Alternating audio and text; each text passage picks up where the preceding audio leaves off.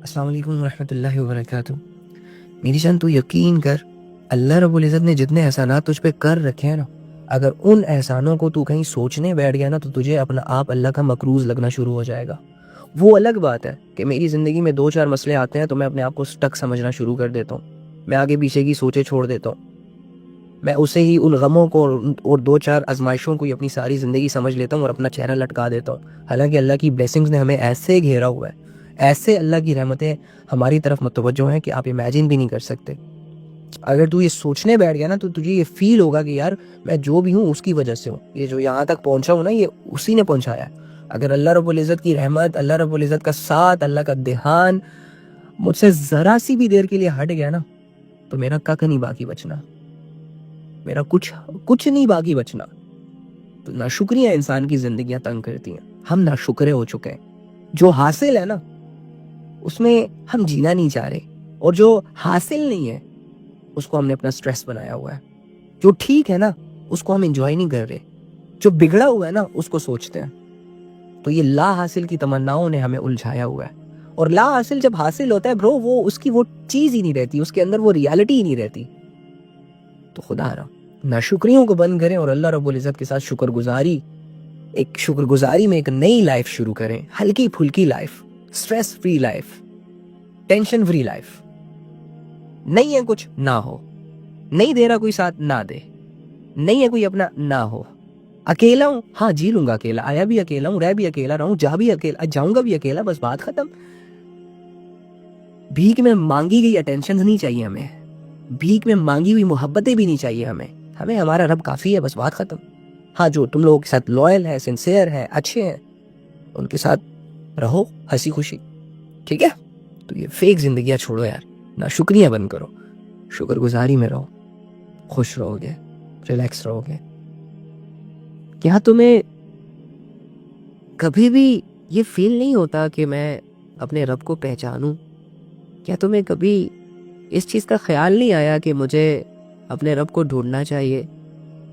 کیا کبھی اس بات کا احساس تمہارے اندر نہیں آیا کہ یار میں کیوں آیا اس دنیا میں تو نہیں چاہتا تھا کہ میں اس دنیا میں آؤں، مجھے کیوں پیدا کیا گیا؟ کیا ایسے سوال آپ کو ڈسٹرب نہیں کرتے؟ کیونکہ ہم دیکھتے ہیں کہ جب ہمیں کوئی چیز ڈسٹرب کرتی ہے تو ہم اس کے سولوشن کی طرف جاتے ہیں۔ کیا اس سوال کو ہم سوال سمجھ نہیں سکتے؟ کیا اس سوال کی کھوج بہت مشکل ہے؟ قرآن میں آپ کو ایک سوال کے ہزاروں جواب مل جائیں گے کہ آپ کیوں آئے اس دنیا میں، کس نے آپ کو بھیجا ہے، کیوں آپ کو بھیجا ہے، کس لیے بھیجا ہے، مقصد کیا تھا تمہیں پیدا کرنے کا۔ اشرف المخلوق کب کہلاؤ گے؟ جب اپنے علم کا استعمال کرو گے۔ تمہاری گاڑی کس کام کی؟ تم اللہ کو نہیں جانتے۔ تمہارا گھر، تمہاری جائیدادیں، تمہاری بیویاں، تمہاری اولادیں، تمہارے ماں باپ، تمہارے فرینڈز، تمہاری ڈگریاں، تمہاری کامیابیاں کس کام کی کہ جب تم اللہ کو ہی نہیں جانتے؟ تم اسی کو نہیں جانتے کہ جس نے تمہیں بیوی، بچے، گھر، کامیابیاں، یہ سب چیزیں دی۔ کیا فائدہ؟ اینی ہاؤ آسمانوں اور زمینوں میں جو بھی چیز ہے وہ اللہ کی تسبیح کرتی ہے۔ لہ الملک و لہ الحمد، اور بادشاہی اسی کی ہے اور تعریف اسی کی ہے۔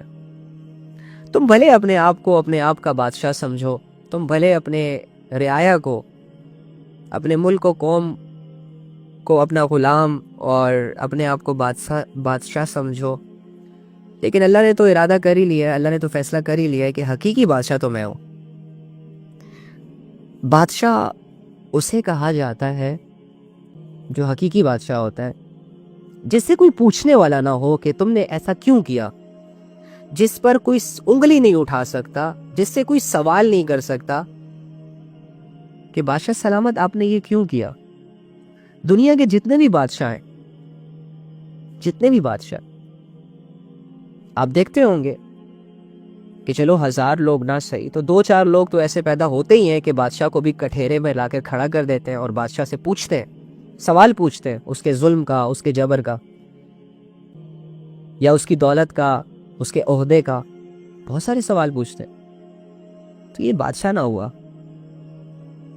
بادشاہ اسے کہتے ہیں کہ جو کسی سے کوئی مشورہ ہی نہ لے، جو کہ بالکل کامل ہو، جسے ہر چیز کا پتہ ہو اور جس کا ہر فیصلہ صحیح ہو،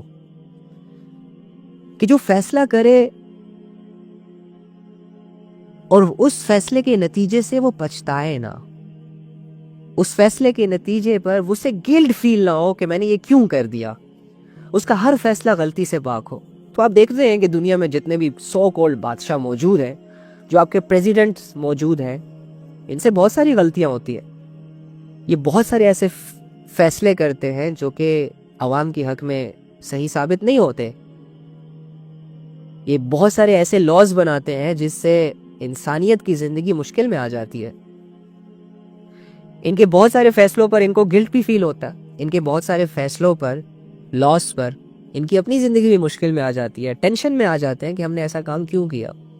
یہاں تک کہ ان کی بادشاہت کو خطرہ ہو جاتا ہے کہ کہیں یہ تختہ، یہ ملکیت ہم سے چھن نہ جائے. بادشاہ کی ایک کوالٹی شاید یہ بھی ہے کہ اس کی جو بادشاہت ہوتی ہے نا، اسے کسی قسم کے زوال کا ڈر نہیں ہوتا کہ میری بادشاہت مجھ سے چھین لی جائے گی، یا لوگ آئیں گے میرے تخت پر، یا میری حکومت گرا کر میری سیٹ پر قبضہ کر لیں گے اور میں بادشاہ نہیں رہوں گا بلکہ میری جگہ وہ بادشاہ بن جائے گا. اب مجھے بتائیں، دنیا کے کسی بھی بادشاہ میں، کسی بھی پریزیڈنٹ میں، پی ایم میں، سی ایم میں یہ کوالٹیز ہیں جو اپنے آپ کو بادشاہ سمجھتے ہیں ملک کا؟ نہیں ہے یار. موت انسان کی ساری صلاحیتوں کو ختم کر دیتی ہے. موت انسان کی ساری دولتوں کو اس سے چھین لیتی ہے، سارے رشتوں کو اس سے چھین لیتی ہے. لیکن اللہ رب العزت فرما رہے ہیں کہ بادشاہی اسی کی ہے. اس سے بادشاہی وہ مراد نہیں ہے جو اللہ رب العزت اس دنیا میں لوگوں کو دے رہے ہیں، کچھ لوگوں پر. اس بادشاہی سے مراد یہ ہے کہ وہ جو بھی فیصلہ کر لینا وہ ہو کر رہتا ہے. وہ اس پوری دنیا میں جب چاہے جسے چاہے موت دے دے، کوئی پوچھنے والا نہیں ہے.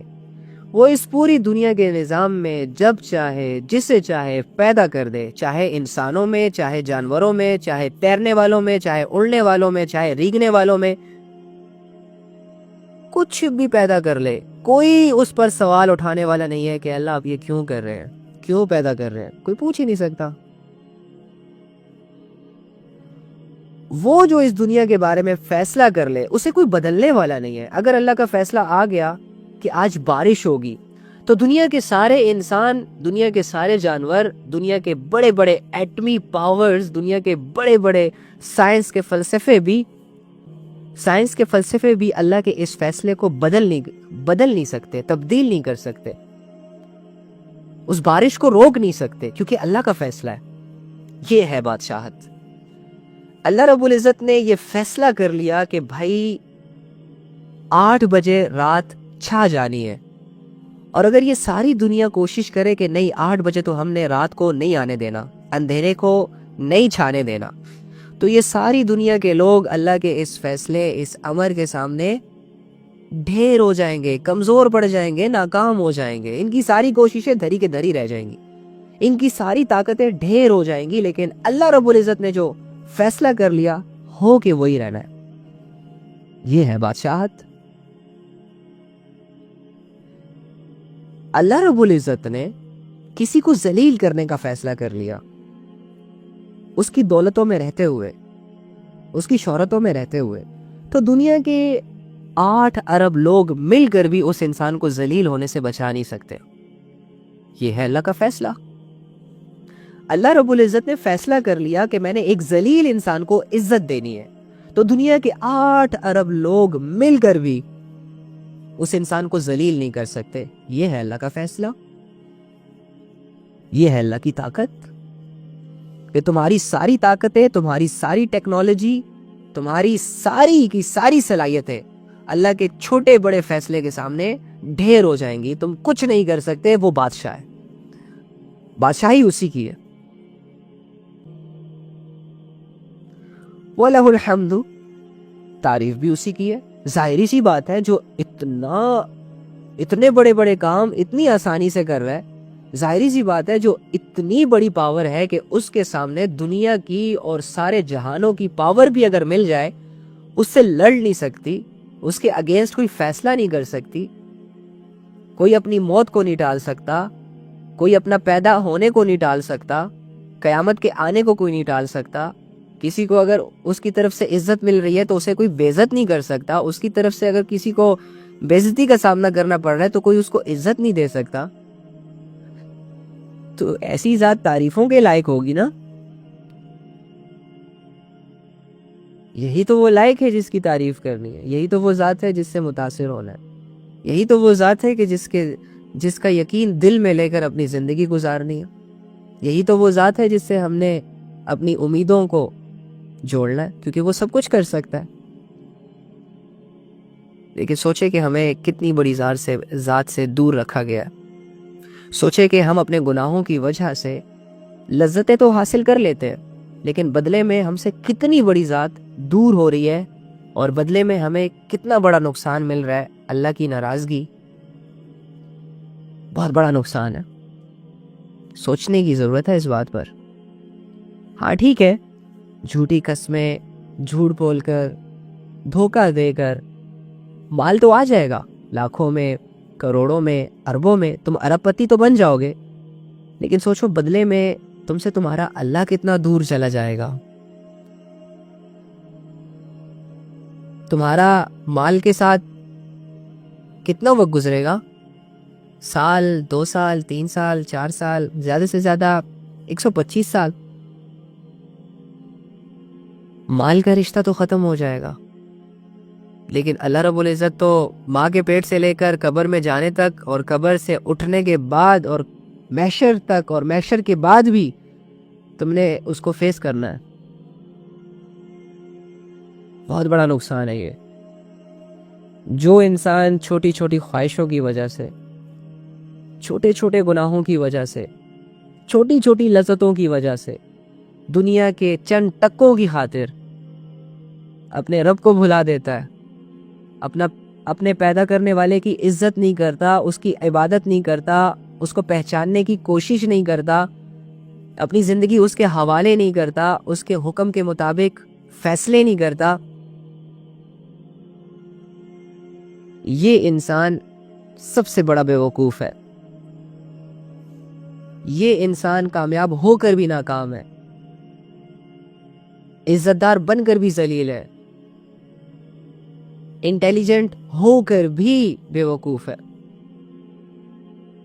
تمہارا رب آیتوں کے ذریعے سے, لوگوں کے ذریعے سے, دلائل کے ذریعے سے, نشانیوں کے ذریعے سے تمہیں بار بار اپنی طرف پکار رہا ہے, اور تم چند ٹکوں کی خاطر, 2-4 چہروں کی خاطر, 2-4 وسائل کی خاطر اس سے بھاگ رہے ہو, اس سے بھلا رہے ہو, اس کو لفٹ ہی نہیں دے رہے, اس کی باتوں کو اگنور کر رہے ہو, لوگوں کی باتوں کو ایکسیپٹ کر رہے ہو, اس کے حکموں کو کچھ نہیں سمجھتے.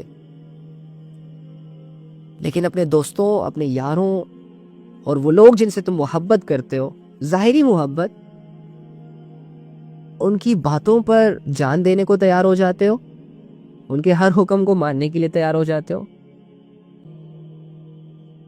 کب تک چلتا رہے گا یہ چیز؟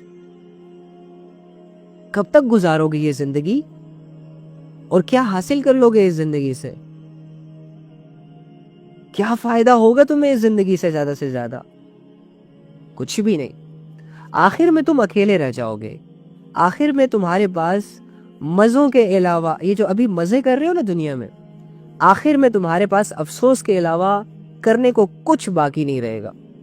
میں اسی لیے آپ سے کہتا ہوں کہ قرآن کی آیتوں کو لائٹ نہ لے, اللہ رب العزت کو لائٹ نہ لے, بھلائیں مت اس رب کو جو آپ سے 1 سیکنڈ کے لیے بھی غافل نہیں ہوتا. اس رب کی نافرمانی مت کرے جو آپ کو نافرمانیوں میں نہیں دیکھنا چاہتا. اس وجہ سے نہیں کہ تمہاری نافرمانیوں سے اللہ کی ذات کو کوئی نقصان پہنچے گا, بلکہ اس وجہ سے کہ تم اپنی زندگی برباد کر رہے ہو. اپنی نادانیوں کی وجہ سے، اپنی نافرمانیوں کی وجہ سے، اپنے گناہوں اور بے حیائیوں کی وجہ سے. اور اس کا نقصان کوئی فرشتہ نہیں اٹھائے گا، کوئی اللہ کی دوسری مخلوق نہیں اٹھائے گی، تم خود اٹھاؤ گے. تمہارے رب نے تمہاری زندگی کے لیے بہت اچھے اچھے فیصلے کر رکھے ہیں. ان فیصلوں پر راضی رہنا سیکھو. تمہارے رب نے تمہارے لیے بہت اچھی زندگی ڈیسائیڈ کی ہے. اپنی زندگی مت بناؤ، اپنی منچاہی زندگی مت گزارو. دیکھو، جس نے تمہیں اتنی حکمت سے بنایا ہے نا، اس نے تمہارے لیے اس دنیا میں گزارنے کے لیے حکمت والا فیصلہ، حکمت والی زندگی بھی بھیجی ہے. اس زندگی کو اپلائی کرو اپنے اوپر، as a law, as a command جاری کرو اسے. اس سے پہلے کہ نہ چاہتے ہوئے آنکھیں بند ہو جائیں، نہ چاہتے ہوئے ہمیں گھسیٹ گھسیٹ کر اس دھوکے کی دنیا سے لے جایا جائے اس جگہ جہاں ہم جانا ناپسند کر رہے ہیں اپنے اعمال کی وجہ سے. اگر میرے اور آپ کے اعمال ٹھیک ہوتے نا، اگر میری اور آپ کی سوچ اچھی ہوتی نا، اگر ہمارے ایکشنز اچھے ہوتے، تو ٹرسٹ می، ہمیں اس دنیا سے جانا سب سے اچھی چیز لگتی. ہمارا وہ دن سب سے بہترین دن کہلاتا کہ جس دن ہم اس دھوکے کی دنیا سے آزاد ہو جاتے اور آخرت کی طرف، ہمیشہ کی زندگی کی طرف ہمارا سفر شروع ہو جاتا.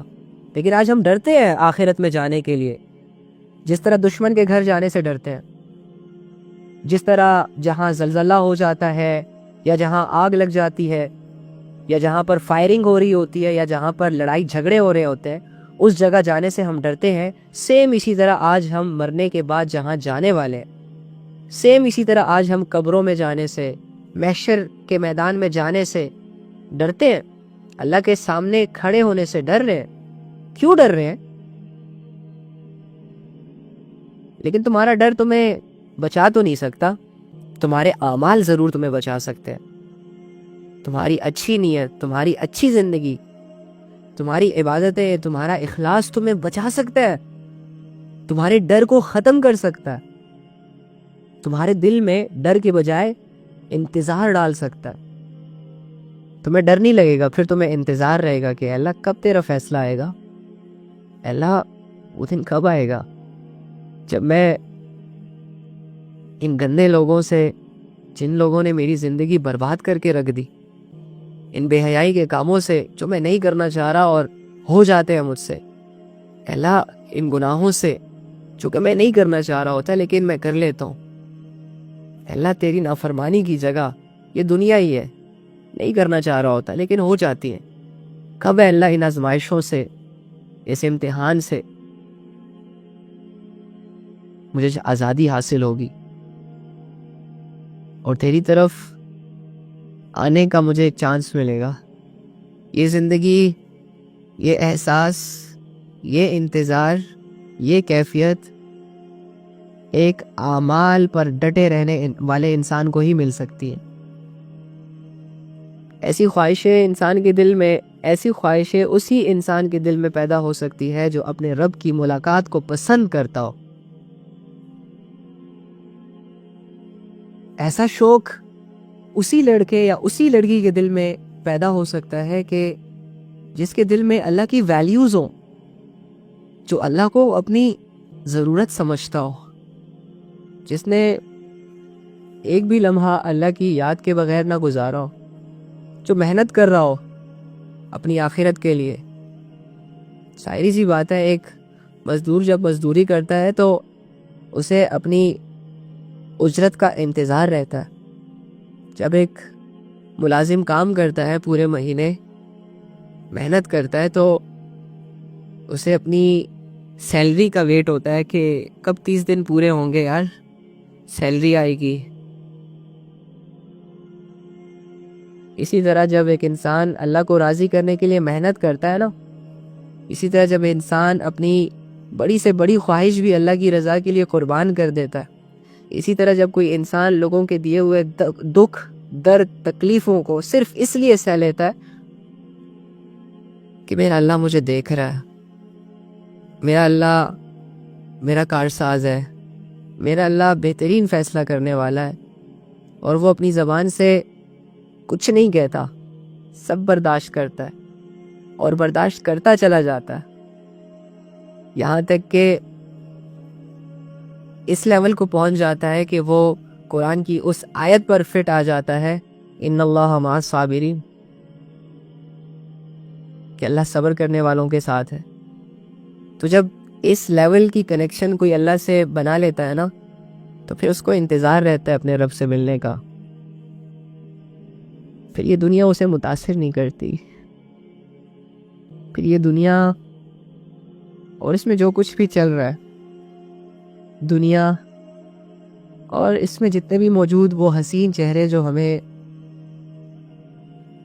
آزمائشوں میں اور وسوسوں میں اور بے حیائیوں میں مبتلا کر دیتے ہیں، یہ دنیا اور اس میں موجود وہ دولتیں جس کو کمانے کے لیے انسان پاگلوں کی طرح محنت کرتا ہے،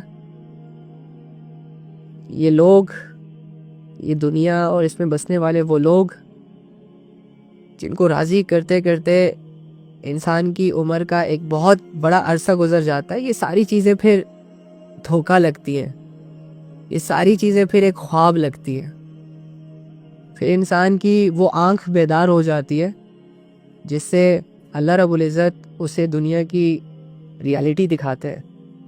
وہ دیکھ رہا ہوتا ہے چہروں کو، وہ دیکھ رہا ہوتا ہے دنیا کی محنتوں کو جو اس میں جاری ہوتی ہے، وہ دیکھ رہا ہوتا ہے لوگوں کے ایکشنز کو، وہ دیکھ رہا ہوتا ہے کہ دنیا کس سمت میں جا رہی ہے، لیکن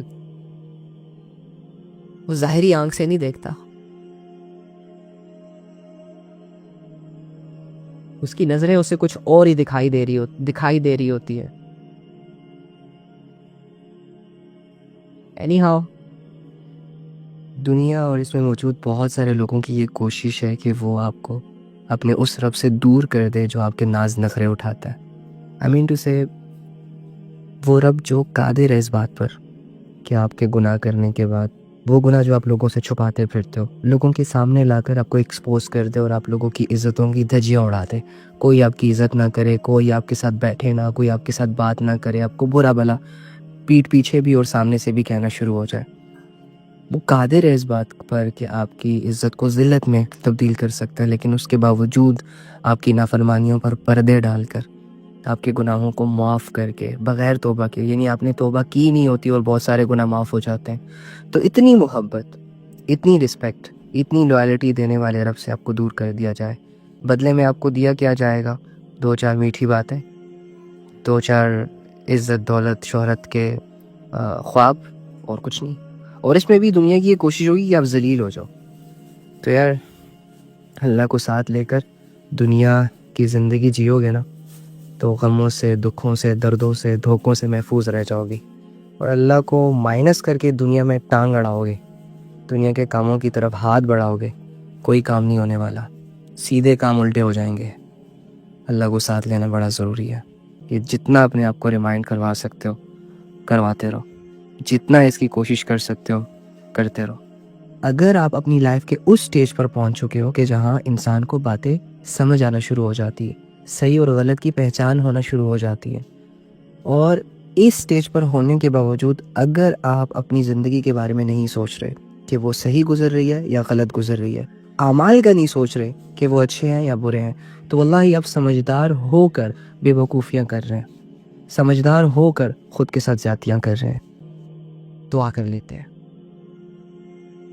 اللہم انی اسألک بأن لک الحمد یا بدیع السماوات والارض یا حنان یا منان یا ذو الجلال والاکرام یا حی یا قیوم یا ارحم الراحمین یا رب العالمین۔ اے اللہ، اے تمام جہانوں کے مالک، اے تمام جہانوں کے خالق، اے زمینوں اور آسمانوں کو بنانے والے، اے اس رات کو ہمارے اوپر لانے والے اور اس رات کے نقشے کو ختم کرنے والے، اے اس سورج کو چمکانے والے، آسمان کو اٹھانے والے، زمین کو بچھانے والے رب، اے تنے تنہا رب، اے وہ رب جو پوری دنیا کو سنبھال رہے، جسے کسی کی ضرورت نہیں اور سب اسی کے محتاج ہیں، اے اللہ ہم مانتے ہیں اس بات کو کہ ہم سب تیرے محتاج ہیں، اے اللہ ہم مانتے ہیں اس بات کو کہ ہم تیرے بغیر کچھ نہیں، اے اللہ ہم مانتے ہیں اس بات کو کہ جسے تو ہدایت دے دے اسے کوئی گمراہ نہیں کر سکتا، اور جسے تو گمراہ کر دے اسے کوئی ہدایت نہیں دے سکتا۔